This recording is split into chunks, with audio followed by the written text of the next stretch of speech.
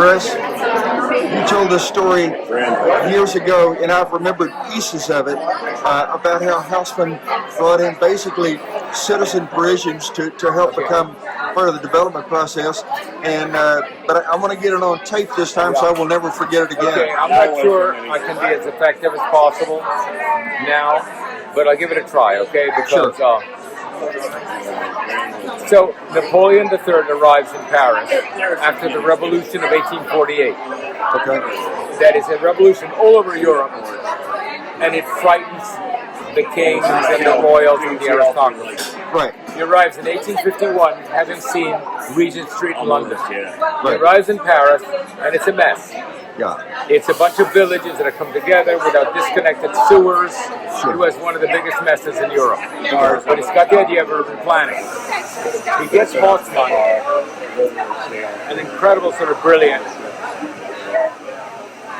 He wasn't a professional of urban planning, but he invented it. That has the idea of buying up the slums. Right.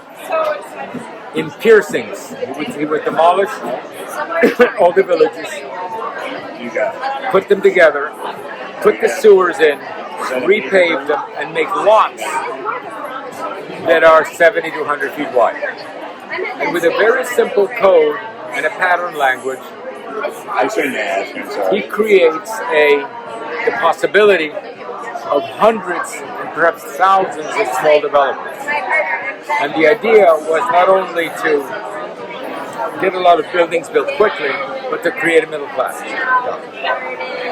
And so the buildings that they had, which were essentially a couple of stairs, apartments on both sides, courtyards, apartments in back, had a variety of uses: shops, offices, expensive apartments, inexpensive apartments, and patterns and facades, etc. They were calculated so that if you built one of those, you never had to work again. The rents were such that you became a person of leisure. By the way, one of the positive effects of this is that all these people of leisure had the time to walk the boulevards and use the hundreds of cafes. Yeah. Because, when you're working your tail off, no one's has the money or the time to go to the cafe. Right. So he created the cafe culture on the boulevards. Okay. It wasn't there before. I didn't know. And then, the way you qualify, you had the plan, you qualified for a mortgage. Right. By an analysis of your character. Not what you had in the bank, not your prior experience, not your degrees. Right. It was an interview. Yeah. You were literate, you were a decent person, you were perhaps married and had children. It was very much almost like a job interview. It's not like what qualifies you now to get a bank loan, which is you don't need a bank loan. Because And so he qualified thousands of people and pulled them up into the bourgeoisie. But also within 21 years, which is as long as Napoleon was there, Paris got rebuilt by decentralized automatic protocols of small developers. Yeah. We could do that in this country by creating small apartment buildings, 12 plexes, Right. or compounds, Right. in which you can buy a lot and build 6 units that are all pre-permitted, Right. and create hundreds of small developers, Right. and actually bring them up into an income Right. that allows them to actually have some free time. Yeah. And it's not, I think our ideas for affordable housing are twofold. One is you make them cheaper, Right.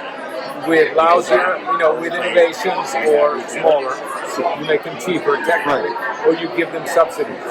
Yeah. But it's not like, by the way, the loans are paid back. Right. So it's not like it was costly. Right. And not only did he create the middle class, he housed everybody. Right. And to this day, about 80% of the apartments in Paris are still rented. Wow. Even though they have very long-term rents, yes, they're rented. So here you have a model that you never experienced in the United States that worked in a big city, and we don't know about it. We're always thinking, let's make the housing cheaper, or let's give them subsidies, Right. and let's get a lot of bureaucracy behind it so they don't steal the money. You know, the worst thing that happened if you sold the money, the government just took the building back and stopped giving you the money. So what was the risk? You see?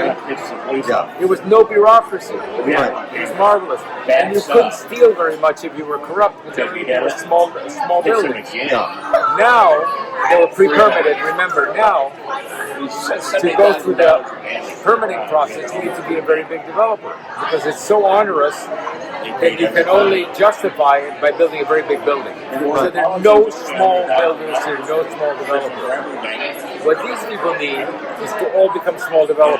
Sure. Right? Right. And they're not going to do it unless somebody breaks through to a completely different system. Right. And that's what you can learn from Paris. Yeah. Wonderful. Well, thank you so much. And most people, Now I know the whole story, and I've been waiting to hear again all these People read years. about Paris, they think they know Paris. The urban